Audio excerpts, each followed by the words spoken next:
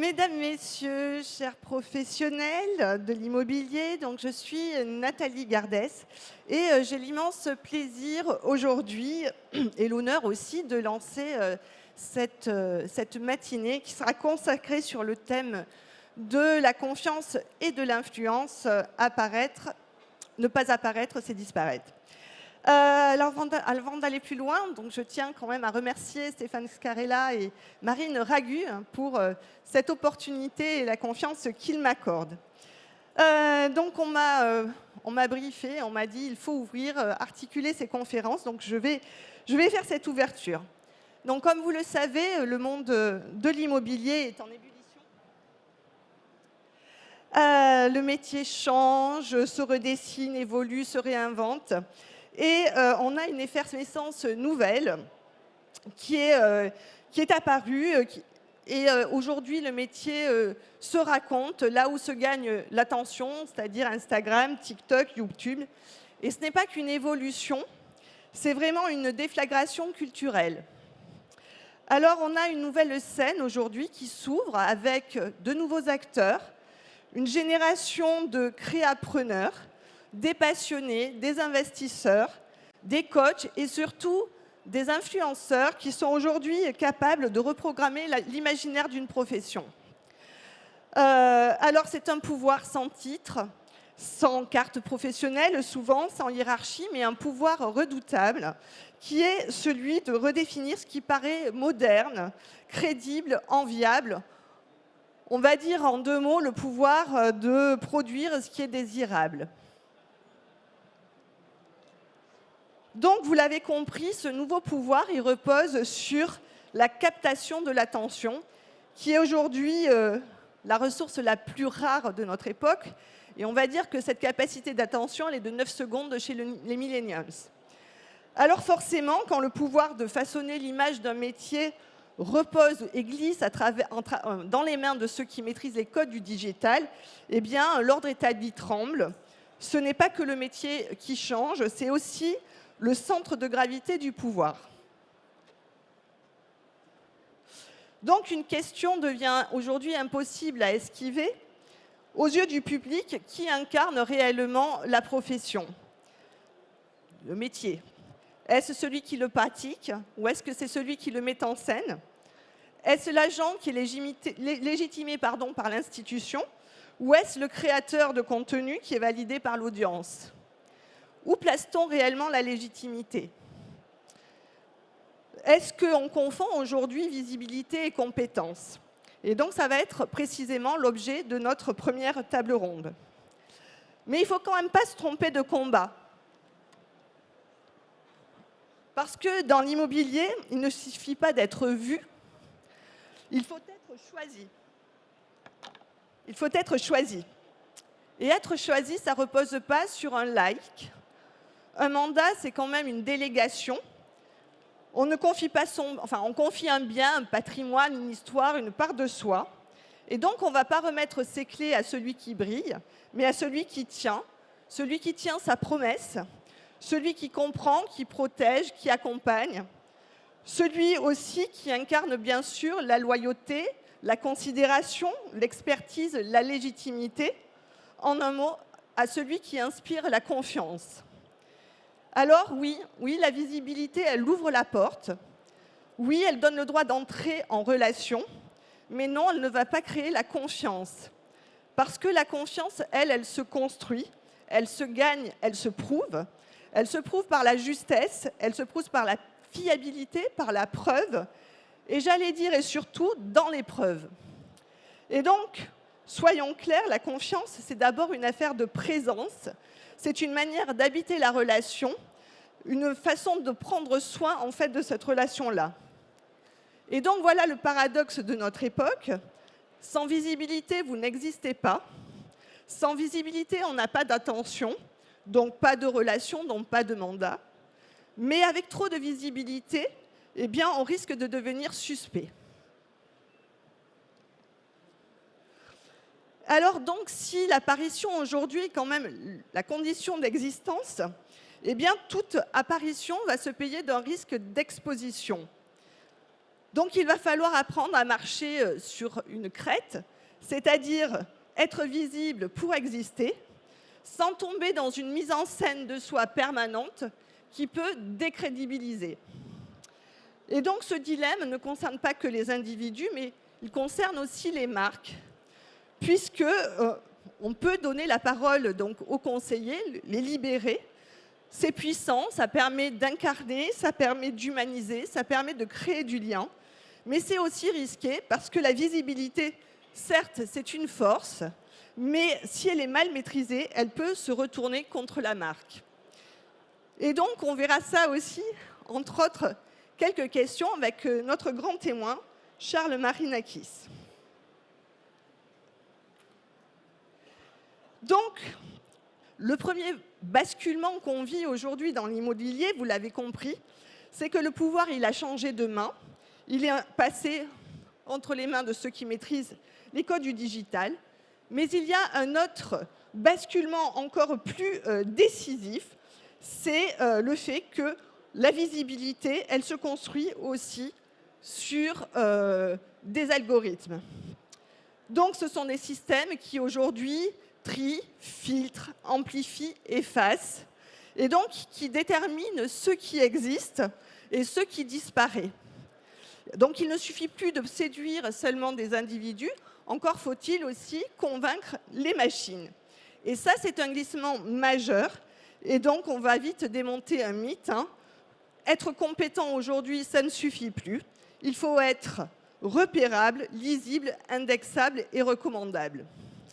Donc 3 forces aujourd'hui redéfinissent finalement le terrain du métier, l'économie de l'attention, qui fait de l'apparition une condition d'existence, le capital narratif, qui façonne l'imaginaire du métier, et également l'intelligence artificielle, qui redistribue la visibilité selon de nouvelles règles.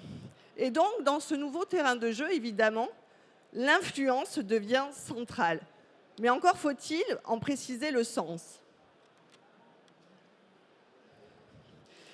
Donc, être influent, ce n'est pas accumuler des followers, ce n'est pas parler plus fort, ce n'est pas dire fait, mais c'est donner envie de faire.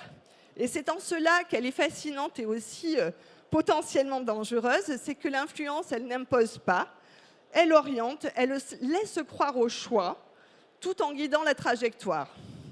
Donc cette influence-là, elle s'appuie sur 3 leviers aujourd'hui. Elle s'appuie sur le rayonnement, c'est-à-dire la réputation qui précède le choix, la rhétorique, c'est-à-dire le récit qui va permettre d'éclairer et d'embarquer les clients, et puis les relais, ces voix tierces, qui amplifient et valident. Et donc, le sujet aujourd'hui, ce n'est plus d'être partout. Le sujet, c'est d'être au bon endroit, au bon moment. C'est de passer de la quantité à la qualité, du bruit à la justesse, en clair, de la pêche au chalut à la pêche à la mouche. Donc, la réussite, je vous l'ai dit, ne se mesure pas au nombre d'abonnés. Elle se mesure à la capacité de transformer une attention en relation, une relation en fidélité, une fidélité en communauté, bref, en business et en mandat. Parce qu'au fond, l'influence, eh bien, une influence, elle va être durable si ce n'est pas qu'une question d'audience, c'est d'abord une question d'appartenance. Et ça, on ira aussi le creuser avec notre seconde table ronde. Alors, vous allez me dire comment agir dans ce nouvel écosystème ? Eh bien, le marché de l'attention fonctionne selon une loi qui est très très simple. Ceux qui sont visibles deviennent de plus en plus visibles et ceux qui ne sont pas visibles tombent dans l'infravisible. En clair, c'est l'effet boule de neige, l'effet Mathieu, et donc il ne reste rien pour ceux qui n'existent pas. Donc, devenir repérable aujourd'hui, eh bien, ce n'est pas qu'une question d'avantage, c'est aussi une question de survie. Et donc, tout simplement, si tu n'apparais pas, le risque, c'est de ne pas être choisi et donc de ne plus faire d'affaires. Alors, beaucoup pensent que la réponse pourrait être le personal branding. Donc oui, le personal branding, on va en parler. D'ailleurs, Romain et Julien en parleront. Mais soyons clairs, le personal branding, ce n'est pas le sommet de l'influence. On va dire que c'est le ticket d'entrée, le droit de jouer, le premier étage. Parce que le vrai pouvoir, eh bien, ce n'est pas d'être visible, ni même d'avoir de l'audience. Le vrai pouvoir, eh bien, c'est de façonner les catégories à travers lesquelles un métier se pense, se raconte et se juge. Et donc, c'est d'influencer ce qui est légitime.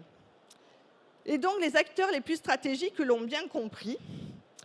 Ils l'ont bien compris parce qu'ils ne suivent pas le marché, mais ils vont le transformer et le fabriquer. Et comment ils font cela? Eh bien, avec une triptyque relativement efficace, ou justement férocement efficace. Ils vont poser une vision. Vous connaissez les discours, le métier change, il devient plus libre, plus digital, plus méritocratique. Ensuite, ils vont mettre en scène cette vision, donc avec des chiffres, des baromètres, des success stories, des discours de modernité. Et enfin, eh bien, ils installent cette vision comme norme, donc à travers des médias, des observatoires, des fédérations et des relais d'influence. C'est tout à fait le rôle que tient la maison des mandataires, par exemple. Et donc, ces acteurs ne racontent pas le futur, ils ne racontent pas la réalité, ils le rendent inévitable. C'est ce que les sociologues appellent la performativité des discours, c'est-à-dire qu'on dit non pour décrire, mais pour faire advenir une réalité. Et donc, on parle ici plus d'influence d'audience, mais vraiment d'influence cognitive. Et donc, si tout cela ne suffisait pas, eh bien, il y a une nouvelle donne aussi qui arrive aujourd'hui. C'est l'intelligence artificielle, donc tout le monde en entend parler, qui a le pouvoir de redessiner la visibilité. Donc, pendant des années, on a parlé de SEO. Le but du SEO, c'était d'être tout en haut des pages web. Et aujourd'hui, eh bien, on a une nouvelle façon de voir les choses, c'est le GIO. C'est-à-dire que le but aujourd'hui, c'est d'être dans l'esprit de la machine et d'être la réponse générée par l'intelligence artificielle. Pourquoi? Parce que l'IA est aujourd'hui la nouvelle porte d'entrée du web. Il faut savoir que 40% l'utilisent aujourd'hui, sachant que ces chiffres-là ne font qu'augmenter. Plus de la moitié de ces personnes font plus confiance à l'IA qu'à Google. Et donc, l'enjeu n'est plus simplement d'être bien classé, mais vraiment d'être la réponse générée par l'IA. Et donc, la différence, elle est majeure entre exister dans un moteur ou exister dans l'esprit de la machine. Donc, en clair, si votre marque n'apparaît pas dans les recherches IA, eh bien, vous risquez pas simplement d'être moins visible, mais tout simplement de disparaître. Donc, au fond, voilà le nouveau pouvoir. Voilà le nouveau pouvoir, orienter ce que les humains et aussi les IA qui les conseillent croient vrai. Parce qu'être visible aujourd'hui ne suffit plus.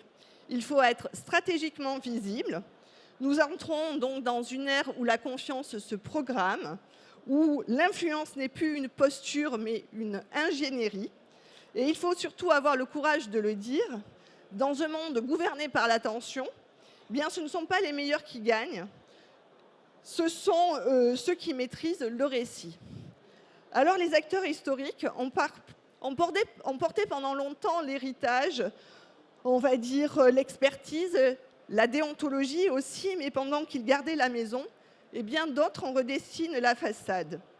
Et donc, il ne s'agit plus de défendre non seulement le métier, mais il faut aussi reprendre la grammaire narrative de ce métier pour en fixer les normes, les valeurs, les représentations légitimes.